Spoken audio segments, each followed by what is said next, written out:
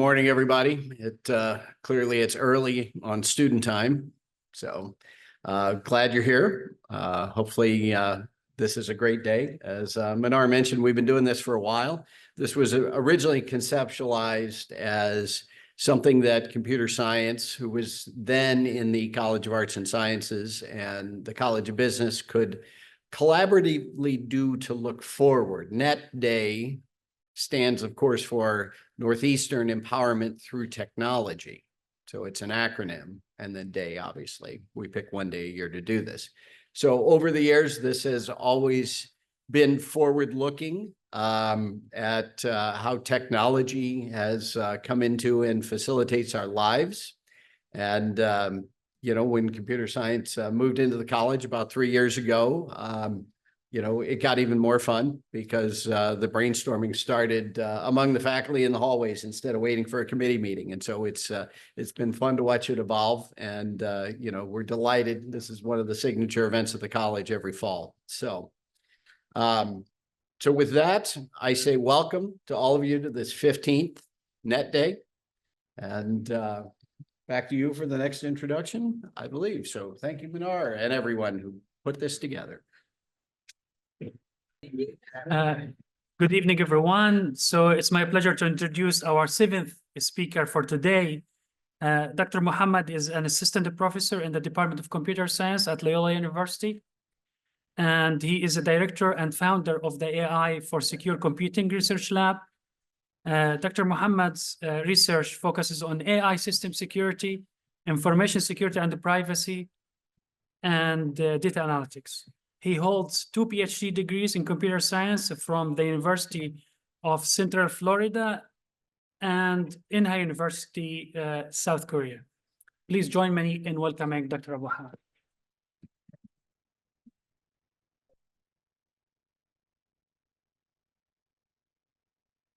Yeah, thank you very much, Manar.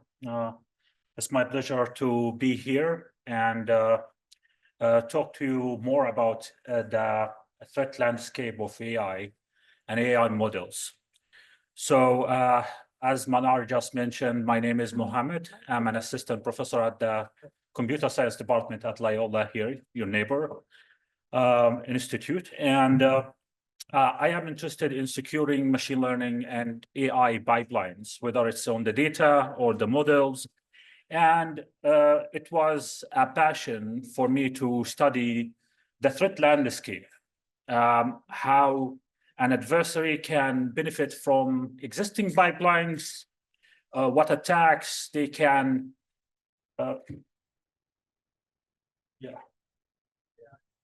launch, what data they can poison, what access they have, and what vulnerability that an AI model has.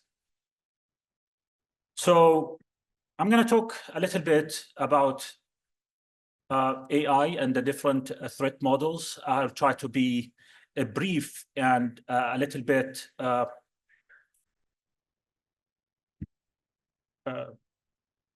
not so verbose and not so detailed on many aspects, but please feel free to ask if you have any question. And I'd like also to have like a conversation. So if you have a question, just shoot while I'm presenting. So AI gained a lot of news attention, and from the industry, from the academia, from research, everybody's talking about AI and how they can augment human performance, how they can improve performance, and how they can generate and be creative in so many aspects, right? But similar to all digital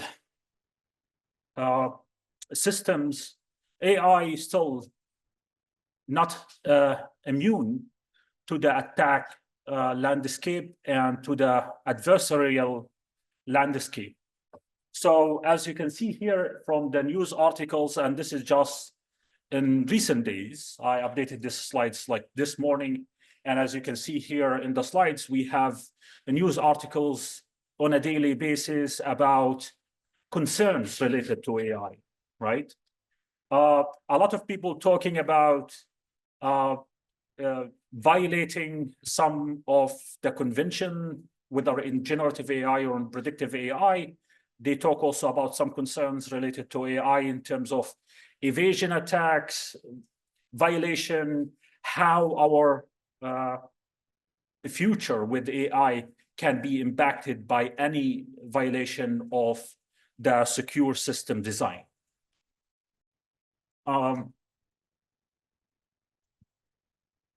Not just an attacks on the integrity or confidentiality or privacy related to AI and data pipelines that created AI, but also on the biases that AI has and possess, right? So AI trained on the internet data, and some of this huge amount of data also has a huge amount of data, and data sources could have biases, and this will transfer to the AI model, right? Interacting with people and reinforcing these biases can be a major concern related to trust, related to equity, related to security, and related to the whole AI systems. Recent study by OpenAI, the founder and the maintainer of ChatGPT, recently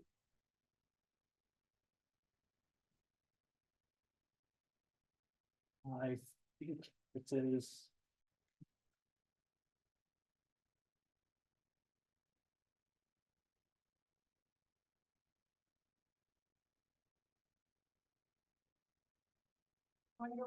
yeah.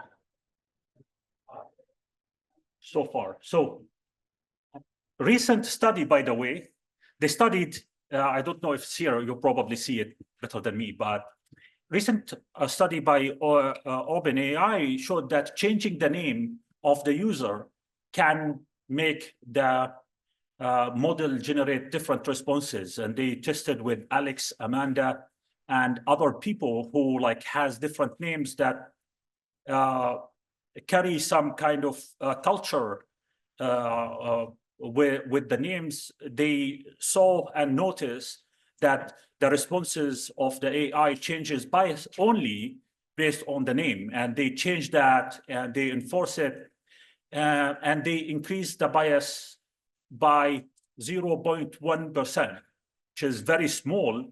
But considering that this is only on the name of the user, you can imagine the work that they need to do more to try to mitigate any kind of bias in the data or any bias that the data exhibit to transfer to the AI models or future AI models that we have.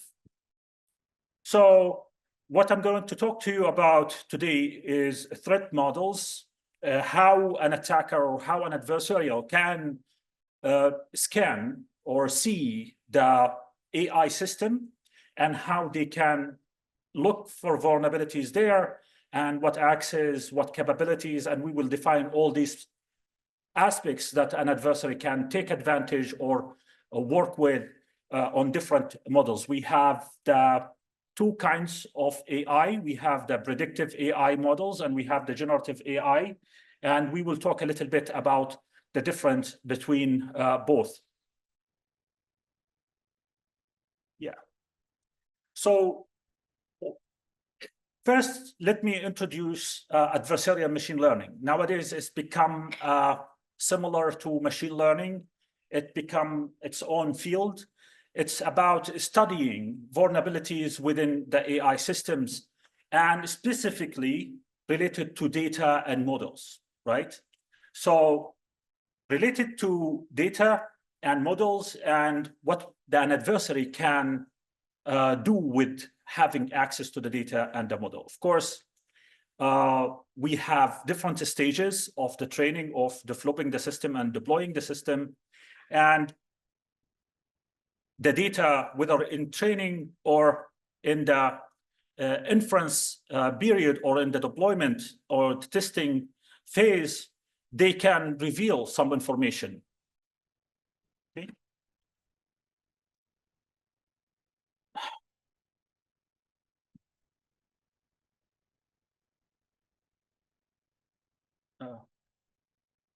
Can you get me my, yeah, my bag? In my computer. Hi, let's see on that. Huh? Sure.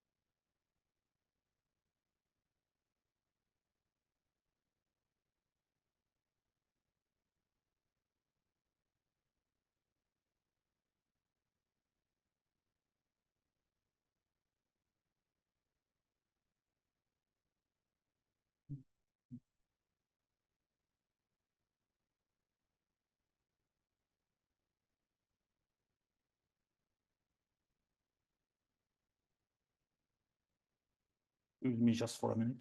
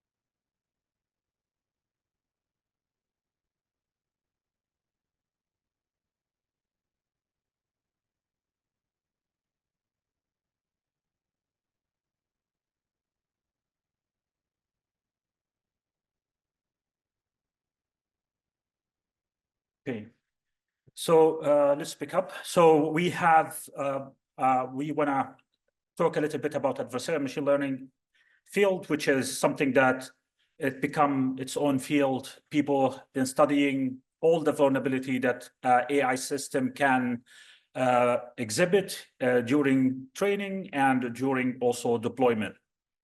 We want to focus again in this field, even though people kind branch out a little bit, we want to focus on the data and the models. And when we talk about the data, we have training data and we have samples data that we can use to query the model and get information. And we have models, so what kind of attacks we can trick the model using several kind of mechanisms. So we have different kind of attacks people have been using and exploring. We have the evasion attack where we try to fool the model to predicting something different or something specific based on the adversarial threat model. And we have extraction where we want to maybe extract some information about the training data or extract some information about the model and also extract part of the model. We also talk about privacy, what a model can tell you about the training data or the mechanism of the data or the algorithms or the structure and so on. So this could be a privacy leakage and a privacy concern. Before we go through some of the adversarial attacks and how an adversary can use different kind of knowledge levels about the model and about the pipeline, we want to talk about the two main kind of categories for predictive and generative models, which is the main approaches for AI, let's say. And we have, of course, other approaches like reinforcement learning and other kind. But in here, the most AI models kind of fall into large two categories, predictive and generative. And the predictive AI models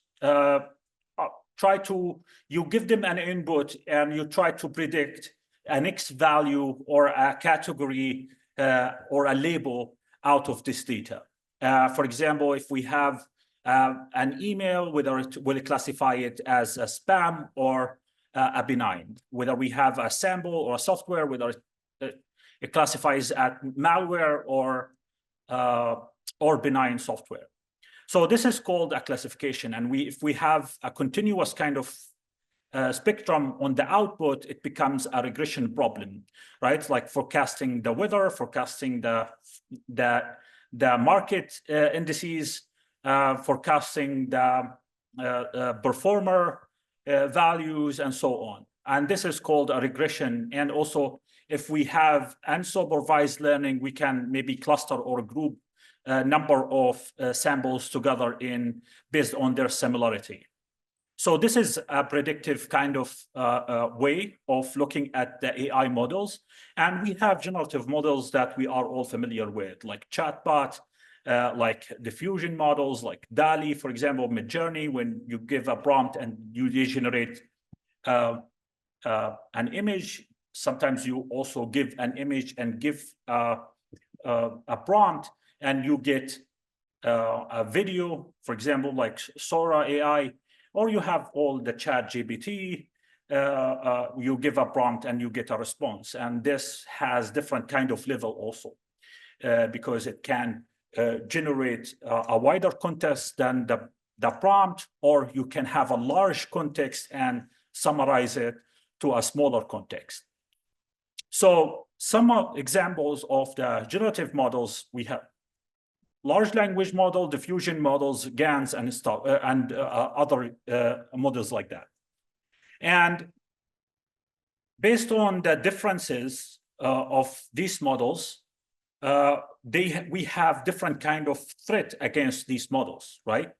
So, for example, here, as based on the NEST AI framework for trustworthy and responsible AI, they categorize it similar way. If you are familiar with the cybersecurity terms, the CIA triad, we have to maintain the confidentiality, integrity, and availability of the system. And in here, we can see that what kind of attacks that can compromise the integrity, meaning fool the model to predict something wrong, target the model to specify or generate a specific output, or do a backdoor attack where when you send a specific trigger, the model will generate a specific response.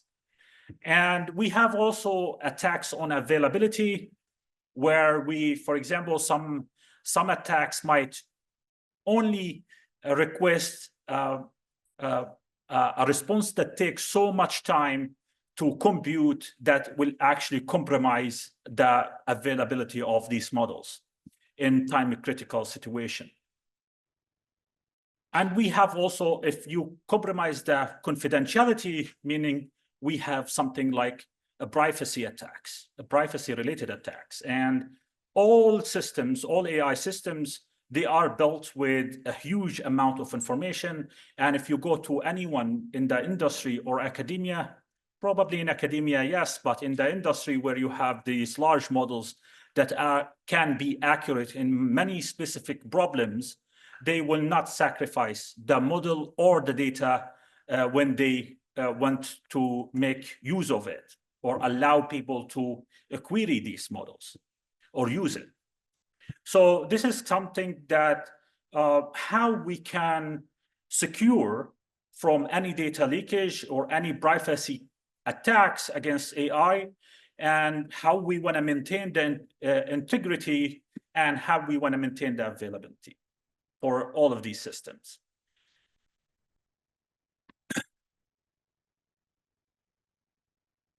So to study this in a systematic way, let's say, we need also to ask multiple questions.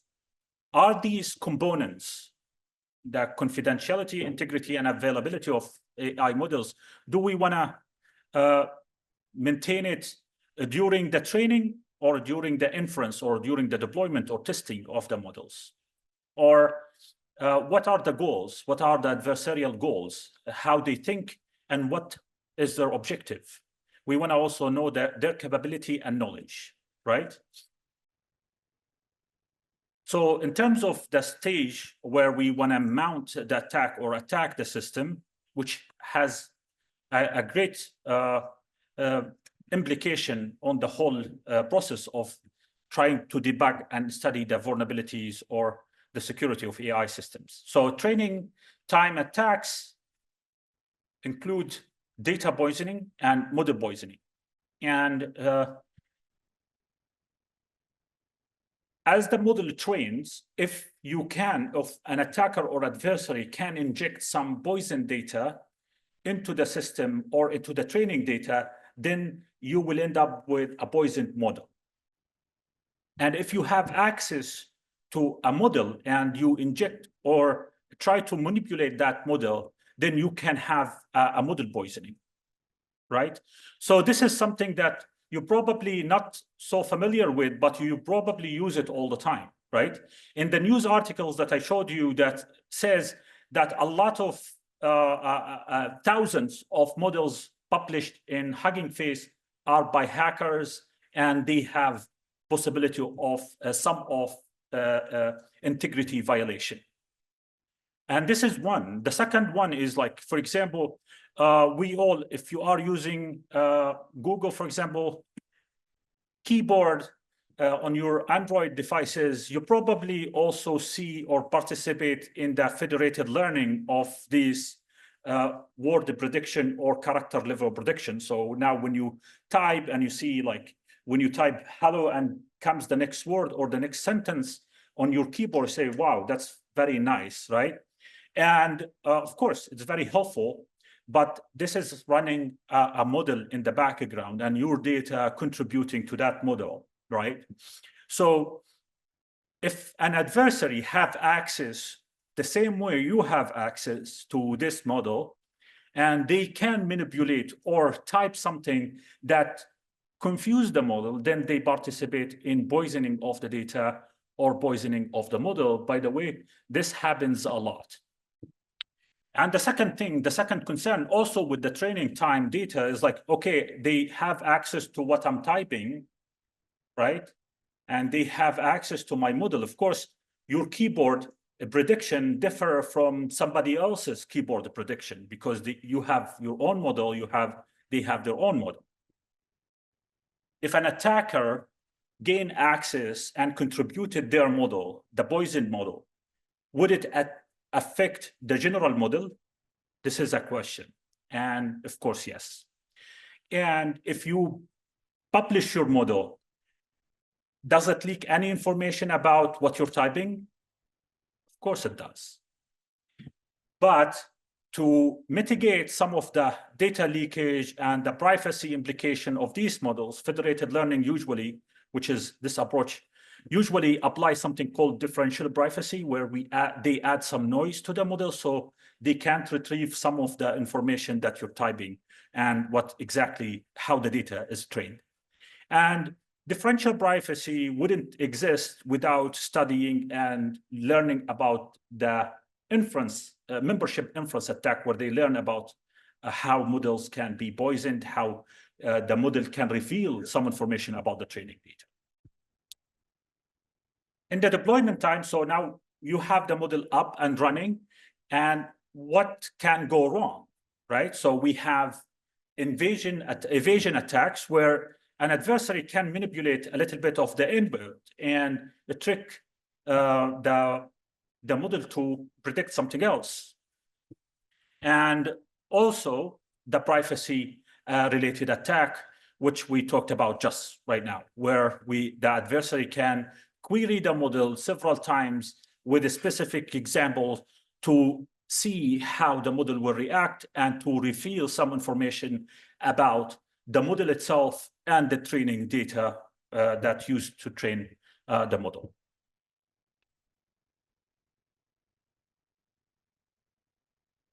So in terms of the goals of the attack, as blue teaming or a blue team trying to protect these systems, we don't want to look at it from the adversary kind of perspective, what they're thinking. Of course, we want to know, but we think of it as what they want to compromise. They want to compromise availability, integrity, or confidentiality. And we have a whole list of attacks with every kind of these goals. So the second thing that we need to also address is what capability they have, right? What capability they have, what access they have that they can, like, what power they have that they can launch a successful attack. Do they have access to the training data? Do they contribute to the training data? If yes, then we need an approach how to handle poison data, right? We want to also learn about whether they control the model, they have access to the model, or just an API to the model, or just an inference to the model, or they have a full control over the model. And whether they have access to the number of labels, the size of the input, the source code, whether they have information about the source code or the library running the model. Like, for example, if you go to Hugging Face, multiple models support either TensorFlow or Torch or JAX. And if you know what version of the library they use to develop this model, you can benefit from some of the vulnerability within these. So a lot of studies showed that in certain points like TensorFlow, Torch, many other tensor libraries, they have vulnerabilities within their code. And it has a huge implication on the model that they perform. So if they exhibit this vulnerability, then the attacker can or know about the source code or the version of the model, then they can target this vulnerability and take advantage, exploit it. And the least kind of capability is they only have query access, which most people have. And this is like a black box. You don't have any access, only to query the model. You give them the input and you receive the output, which is the general common commercial kind of a product. And this is the strongest kind of scenario that we can study. And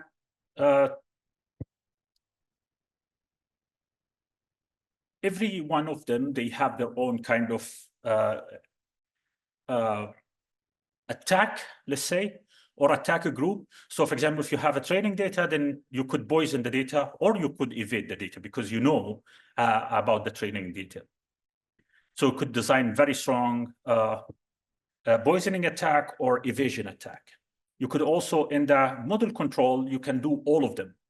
So the model control, usually we assume this scenario, you have access to the model just to debug and see how the model will perform under certain kind of adversarial scenario or adversarial configuration.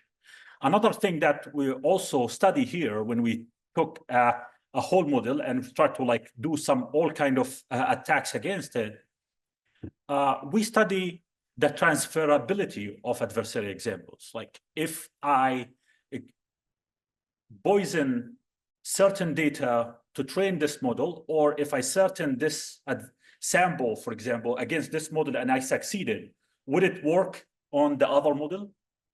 Like if I have a llama model, would it work to GPT model. If I have the GPT model and I successfully attack it, would it work on Gemini? And would it work on other models? And that's one of the options. So the transferability is a fair game. If we assume that we have a secure system and nobody have access to our model, but we know that there are open source models similar to ours. If they use it to form or craft some adversarial or some kind of attack, would it also work on our model? We would be concerned. So this is something that we study, and in the testing data, of course, we can manipulate a little bit on the training, on the testing data, just to do some evasion, trick the model to detect something different or generate something else. Also, the label limit, we can do some evasion attacks or poisoning attacks. And again, I talked about the violation or vulnerabilities within the source code of how the model is trained or deployed.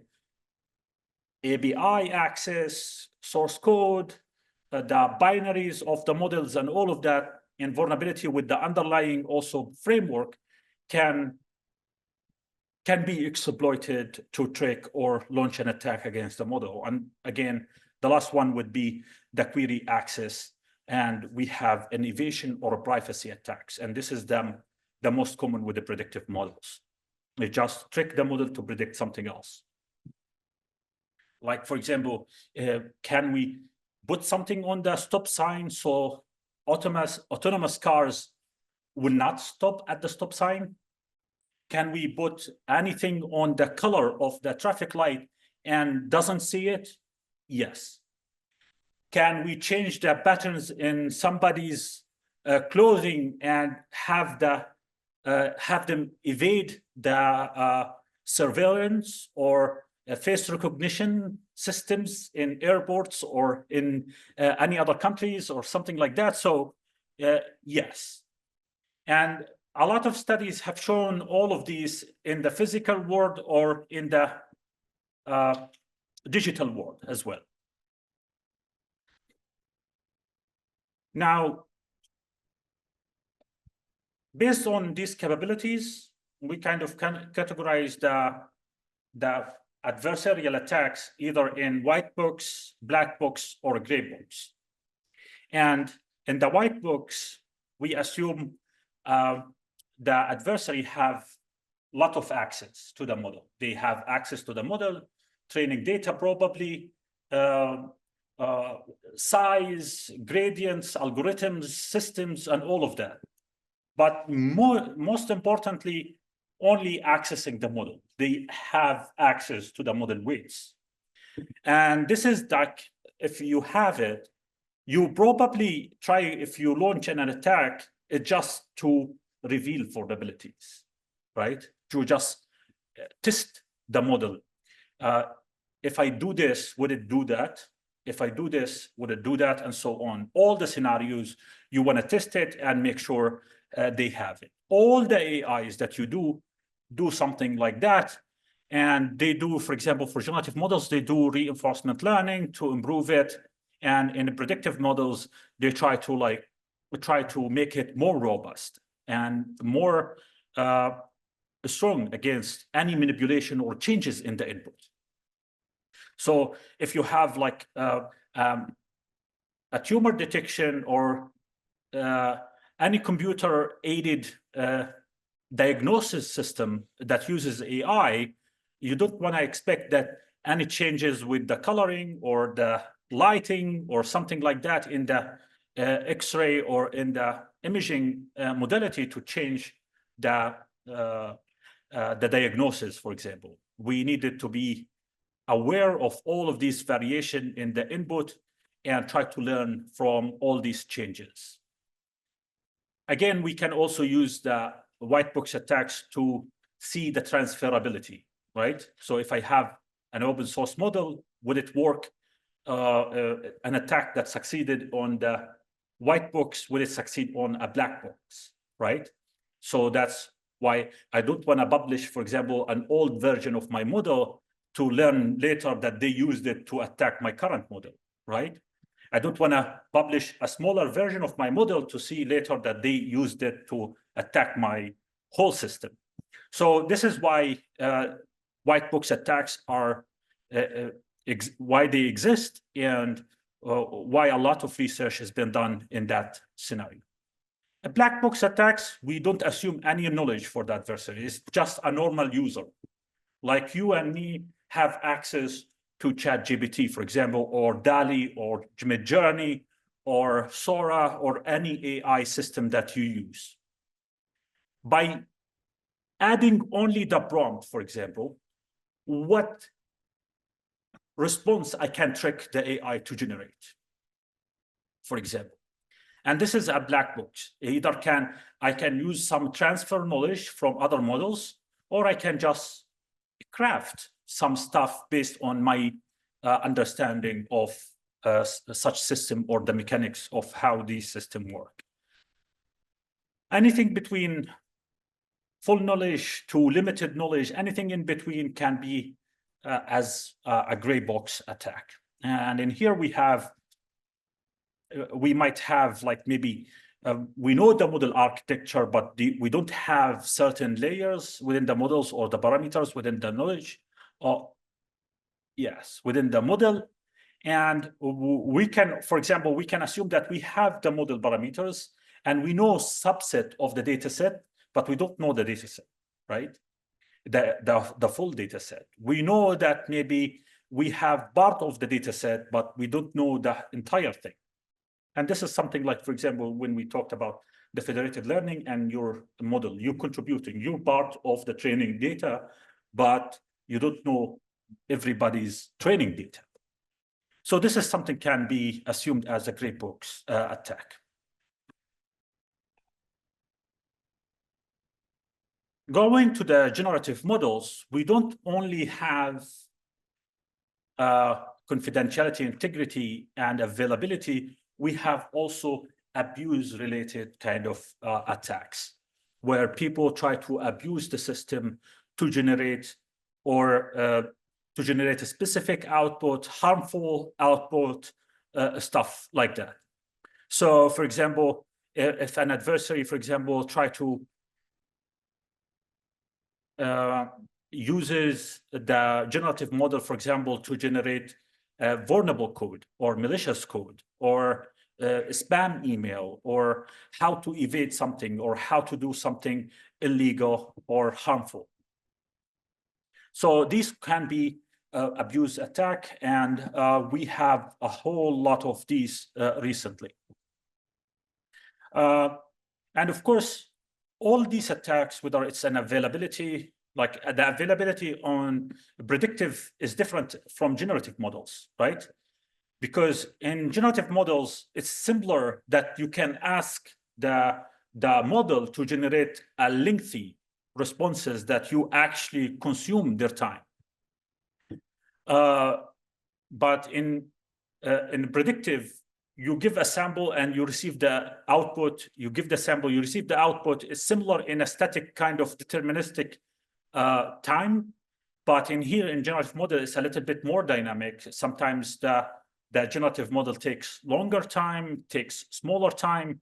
It might also be applied to various kind of scenarios where it takes a long time to cache responses, summarize events, or generate notes, and so on, in multiple kind of application that uses generative models.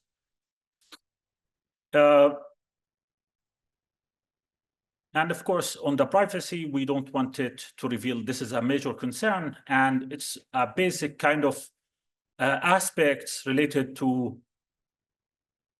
maintaining trust with AI systems, right? We have AI systems, so you can trust it maybe to solve a problem, write your homework, right? But you probably don't trust it to operate on you, right? In a surgery room, right? Say, no, not now, right? And the autopilot, for example, for a car, right? Or stuff like that. You probably don't trust it all the time. And one of these reasons is that, is it robust enough? is it secure enough? Would not harm? And would it, for example, also in the news articles that I publish here, they implemented some kind of jailbreak on a robot. Robot now uses generative models to, instead of LLM, large language model, they use large language vision action LVA models, where you give them a prompt instruction, give them a visual aspect of the field or the environment, and they will generate some action, right? And in all generative models, by the way, they have something called alignment methods, right? And it does go through a lot of stuff. So what you have now access to, for example, in ChatGPT or Gemini or any generative model, you send the prompt, but the prompt is surrounded when they run the API to query the model. It's run it with a same kind of boundaries that you don't see it, but they say, for example, don't say something bad, don't say something biased, don't say something illegal, don't say something, but so they have some boundary, and this is called alignment methods, and it can be enforced by reinforcement learning, by a lot of methods, a lot of models. And if an attacker try to get the model to generate or quit out of this instruction, this is called a jailbreak attack. And they did it recently with a robot that generated a very serious kind of actions that made the robot really dangerous.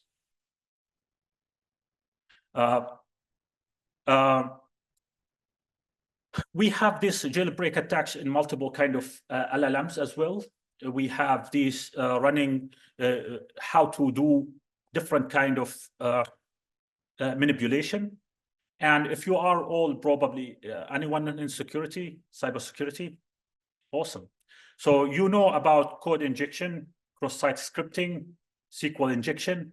They have also prompt injection, where they study how your request for an API to access a model, and they can inject some terms or some words that change totally the response that you get from the AI. And this is something very dangerous and have a lot of implication.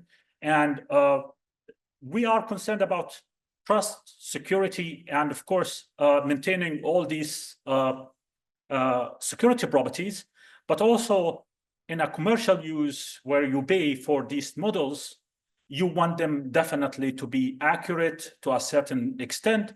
You want them to be safe to a certain extent. You want them to behave in as you imagine. And any kind of attacks that can violate this, coming from something that you probably an extension in your browser or an email or a software in your desktop or something like that, you probably don't want that. And this is something how they can do the prompt injection or jailbreak or prompt extraction as well. So all of these kind of vector comes with the generative AI, and we need to study it. And as it progresses, definitely people have this exciting rise on the generative models nowadays, but the progress on securing these and maintaining or studying or exploring the vulnerabilities and the threat landscape that comes with these is a little bit less explored. Similar to what we had with the internet back in the days. So the internet came, everybody's happy about the internet. You can communicate and you can connect with people in Europe, in Japan, in milliseconds. You're all happy about it, but once you start to use it in a serious application, you start to be concerned. Is it encrypted? Somebody can do it? Is it? Do we have all these security and measures to maintain confidentiality and availability and maintain a secure system and communication? Similar way we have now with AI. So there are an increasing work, but still many to come. the same way we have different kind of stage for the threat models. We have training time and we have the deployment time. And in that training time, we know that we have the poisoning and we have the model poisoning if we can like contribute to a model misbehaving. But in deployment, generative models exhibit different ways and they are used in different ways than predictive models. We know that if I have a model for predicting the forecast, I know how it works. There's no other way, right? I give them the input, the historic data, I give them some of the parameters or some of the information, they predict the forecast or the weather forecast. But in generative AI, we use them in a different way, right? And they can do a lot of stuff that we need to understand. So one of these, like for example, if you have alignments, if we have a RAG application, retrieval augmented generation, where we have the generative model have access to certain files, right? Where you just upload your file or upload your PDF or upload your text, and you can ask the generative model about it. And this happens, like, for example, when you have an entire book, right? And you want to summarize it. There is no way you can feed the entire book at once to the model. It will not take, right? I think the highest context now we have like 1024 token. Some people have, like, this is one of the largest, maybe we have more, but at a time. But how you can analyze an extended context, how we can feed it the entire library and ask about certain stuff. We can feed it a manual, for example, for a product, and we can ask all these, and you can generate also a customer surface bot where people can ask something and they get a response from the generative AI, right? So how they do that? They do it with RAG application, which is retrieval augmented generation, where they broke these documents into chunks, and the model has access to these, and they retrieve some of the information based on these documents, similar to when you search the internet. They are indexed, they are retrieve the questions or get the context based on the keywords or the prompts you're asking. And also, of course, we want to know about the model extraction, right? It doesn't make sense. We spend, like, if somebody spends millions and millions of dollars try to come up with an application that generate presentations, that generate code, that generate applications, that generate stuff, and put it there and have people steal it, right? So what do we know? Only recently, 6 months probably from now, DeepMind, Kalini from DeepMind, they discovered a vulnerability that they can query models using API access, a deployment phase attack, and they will understand how the model is structured. And they discovered it of most of the commercial generative models, including ChatGPT and Gemini and Bard at that time when they tested. You say structure, what do you mean?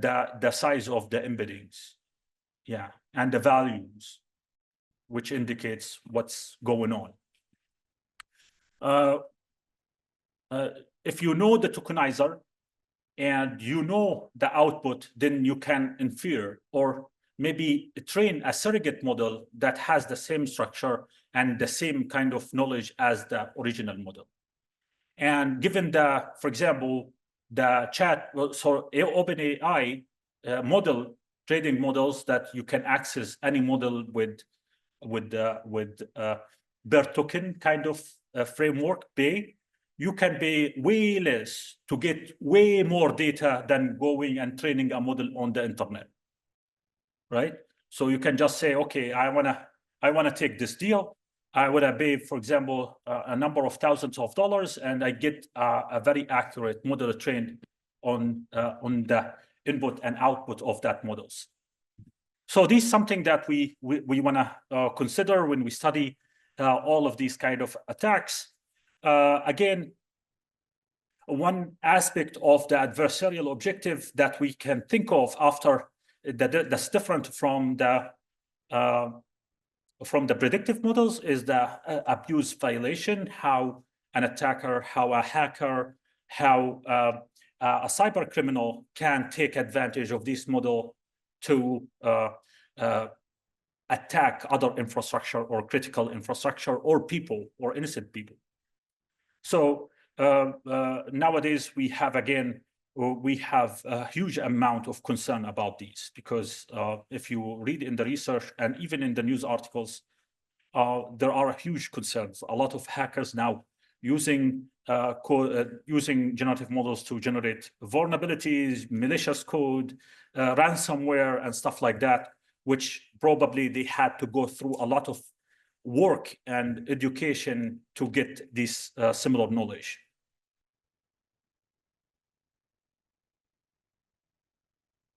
Adversarial capabilities, similar to what we had before, we have white, black box, and gray box attacks. And I'm not going to talk more about this, but in generative models, we want to talk about also that every attack depends on the modality that you pass it, right? If you pass a text, right? Of course, the text, you'll have to inject tokens, right? Which can be obvious to somebody who inspected. But if you, for example, if you pass an image or audio, there are a lot of things that you can see or recognize in the image, right? And in the audio, there are a lot of information that you can't listen to, right? Video the same way, and binary information like software and code and stuff like that, or any kind of binary format data, it poses as a significant kind of issue, and it can put itself in a different light than the other modalities, right? So if you say we want to study abuse in generative models, you definitely can transfer some of the knowledge that you use for text-based prompts, right? But you can't just say this will actually summarize an X-ray image, right? It will not summarize, for example, or describe an image. It will not summarize a video, or it doesn't comprehend, for example, an audio. So images has little noise that you can put and change the entire output. Audio the same way, video the same way, and so on. So when we study adversarial machine learning, every modality, it become a significant kind of bottleneck, and we need to study it more and explore more. Some other consideration that we have also, the transferability of attacks, right? This is a major concern. If somebody now we have a lot of open source models. If somebody gain or try to attack or take advantage of these models, would it transfer to a black box models or not? We definitely want to consider also how we want to avoid these attacks, what people have been doing, not just to unveil or reveal some vulnerabilities, but what we do to ensure that they not being fooled, or to make them secure and maintain all of them. So there are a lot of issues, a lot of things that we do. So we have now certified defenses where we train the models on with a certain budget to make the model aware of certain noise or a certain adversarial examples. And this is called adversarial training. That's part of the adversarial defenses, one of the most common ones, and probably the most effective, because other methods include, for example, data sanitization or data validation, and these can be still mitigated, right? So data sanitization assumes that any adversarial manipulation comes from a different distribution as the benign data. The benign data has their own distribution. And if you add or inject anything, it should be obvious to the system that this doesn't belong to the benign kind of distribution. It's a little bit tricky because now we have an optimization that can get this noise very close to the benign sample.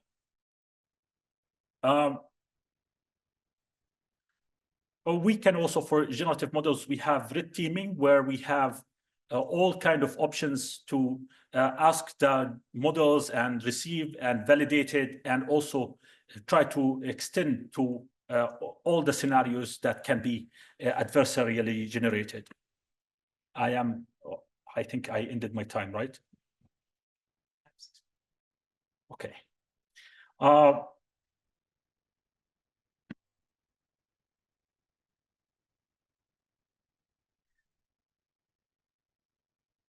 So actively in research and also in the industry related to this kind of efforts, we have so many challenges. The models are scaling.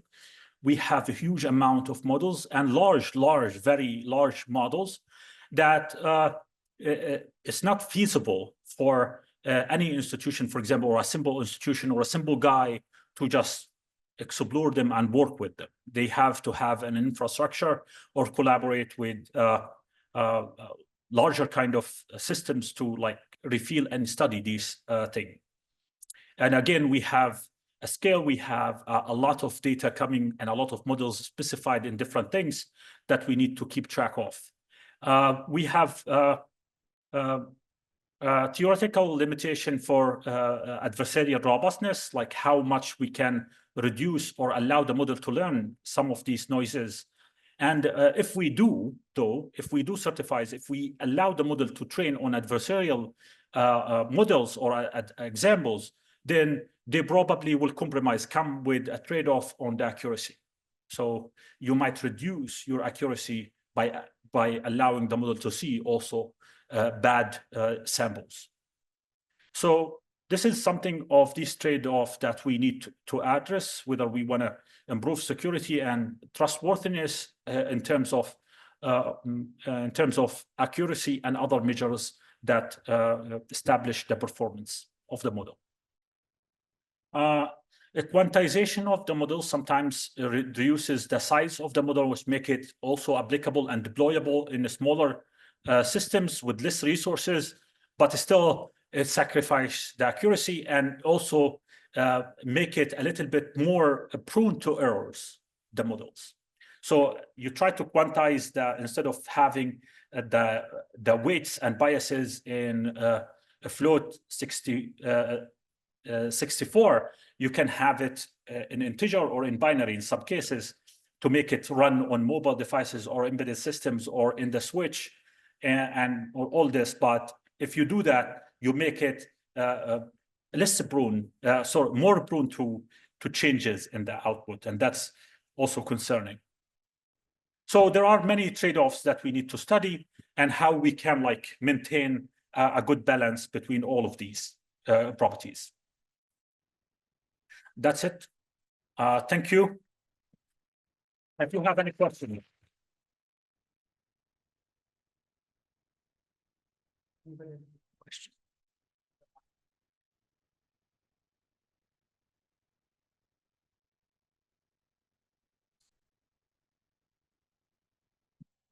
So I found it very interesting how you compared it to the current AI models to the early internet, where people had security concerns because of the novelty of the idea. In terms of how people would view security with the internet models at the time, with increased user knowledge and robustness in security measures, what would you say would have to happen to require that same level for user comfortability for current AI? How long is it going to take? It kind of like, what is your idea of what do you think would have to happen? Obviously, judging the future is very difficult, but in terms of current objectives that we can reach, what do you think is the closest, most realistic option, do you think? The same attention we have, the same foundation we have with the communication and or other fields in the computer science. So we need people to design curriculum about these, try to educate it. You teach AI definitely, but you don't teach them security. Similar to you teach people in computer science, you teach them discrete mathematics, you teach them object-oriented, you teach them data structure 1, data structure 2, advanced object-oriented, right? A lot of these models, a lot of these classes, but you probably will miss teaching them secure coding and input validation and input sanitization and memory vulnerabilities and stuff like that. So we need to see more in terms of like people who comes and say secure coding as important for a software and a developer as coding. And we want to also see people say, yeah, the same thing. Teach AI, have programs in AI, teach all these cool things, but you also teach them biases, robustness, trust, and transparency, and stuff like that. Yeah. Thank you. Yeah.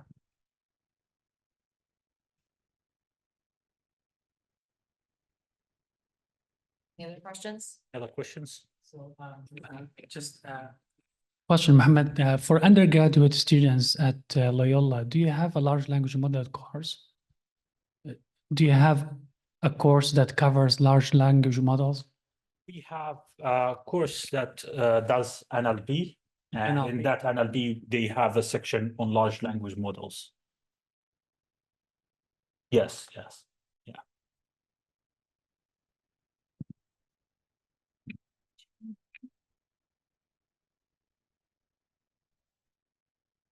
Good evening. I have a question. Do you think AI will eventually reduce like coders' jobs, or just in the cybersecurity field? Like they say, like AI will take your job. Do you think eventually AI will reduce a lot of jobs in the IT field?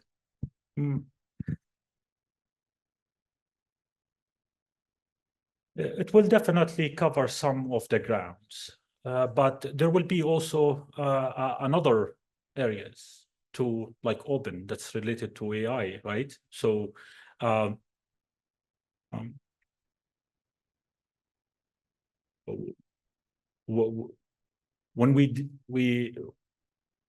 we came up with all the industrial revolution, like you can see from examples from history, for example, or with the invention of anything, right? Say, do cars, for example, will reduce labor, right? Didn't. It's actually created more jobs, for example. And similar way, I think it's very early to like predict any kind of changes on the labor and employment kind of skills. Still, most of the skills that offered by many people, like if you want to succeed and you want to be competitive, you can generate advertisement, for example, from AI. But if you have a public relations specialist, you probably become more successful. So there'll be like adaptation. And yeah, you can adapt, you can benefit, you can augment human skills at this point. I don't think they will replace them soon. All right. Thank you. Thank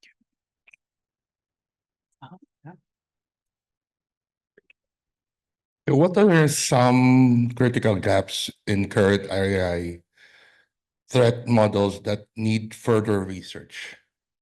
Gaps? Yeah. Security. Yeah. So Yeah. like, So again, in the security of AI, right?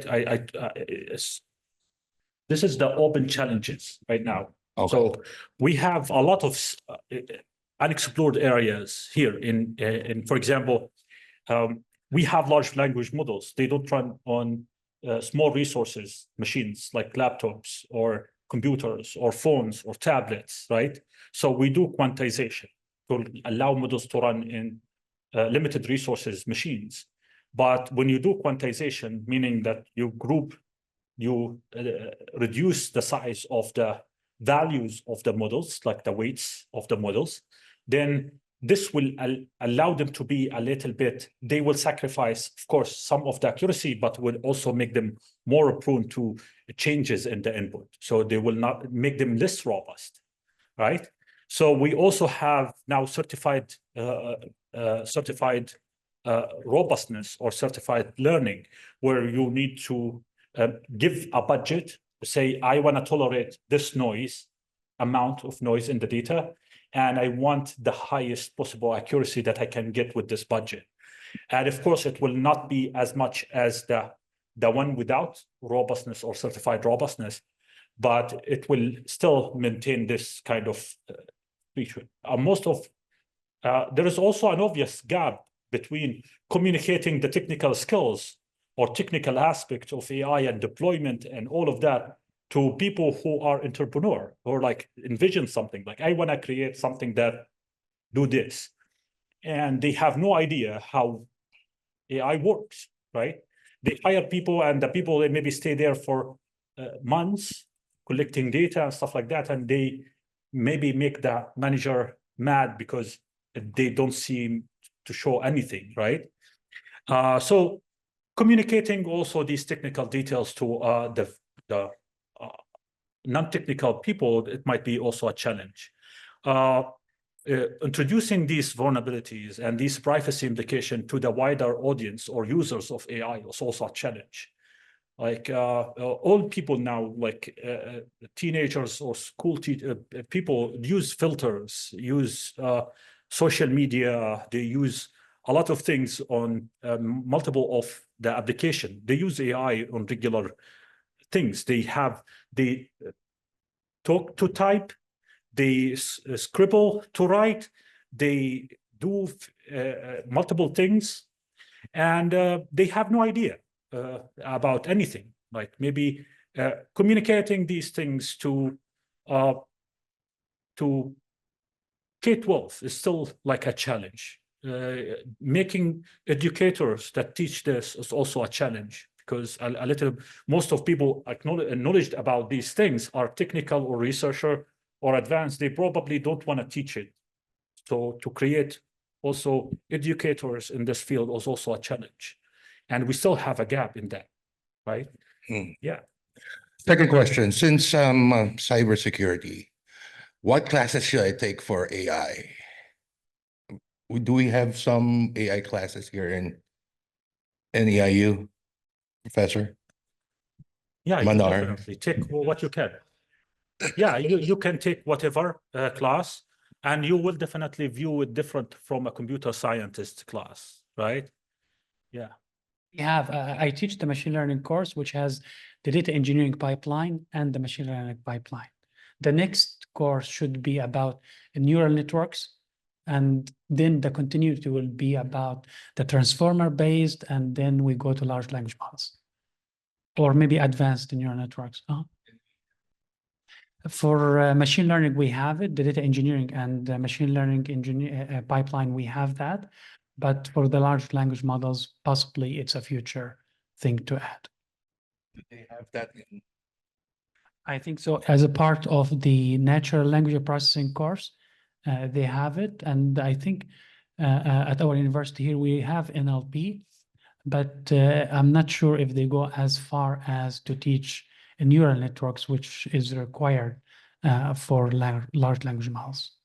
There are also, I want to point out, so if you are interested in learning these, there are huge open resources like on the internet, right? Yeah, and there are many repos, many tutorials, many even classes on all of these. Yeah, and some of the talks, we had one talk today about Coursera, and there are some paths there. I remarked some of the certifications that I completed, they include material about large language models inside a natural language processing certification. So you can put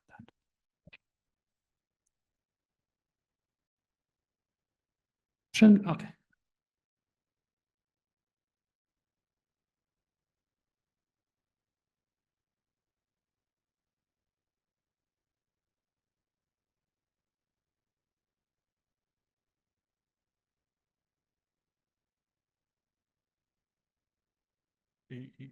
Generate what? Yeah, they do already. Mm, mm, Having a stronger team on the other side, like you guys, right? Yeah. Yeah. It's a never-ending race, right? They will do unveil some vulnerability. We keep discover them. We keep batching them. We keep learn about them and keep the gap close, right? Yeah. Thank you. And thank you very much.